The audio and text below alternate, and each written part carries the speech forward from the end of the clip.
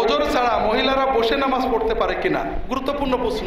আমরা আজকে মহিলাদের ওয়াজ করতে পারলাম না, তাদের অনেক কিছু জানার, আপনারা জানেন না। মহিলারা ইবাদত করতে চায়, সুযোগ পান না প্রশ্ন করার। তারপরও সংক্ষেপ হলো, নামাজ ফরজ, নামাজ দাঁড়িয়ে পড়া ফরজ। ওজর ছাড়া কোনো মহিলা যদি ফরজ নামাজ বসে পড়ে, নামাজ হবে না, নামাজ আদায়ই হবে না। সুন্নত নফল নামাজ বসে পড়লে অর্ধেক সওয়াব হবে। কাজেই মহিলারা অবশ্যই ফরজ নামাজ দাঁড়িয়ে পড়বেন।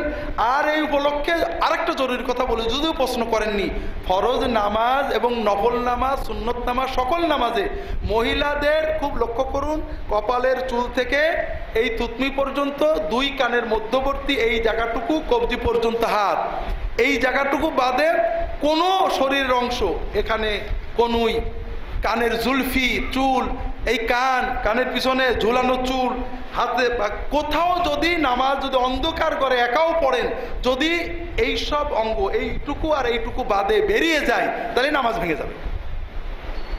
কাজেই শাড়ি পরে যে মহিলারা নামাজ পড়েন, খুব সাবধান থাকবেন, শাড়ি পরে নামাজ হয় না। শাড়ি পরে যত ভালো করে দেখেন, রুকু সেজদা করতে গেলে খুলে দেয়। শাড়ি একেবারেই অনইসলামিক পোশাক।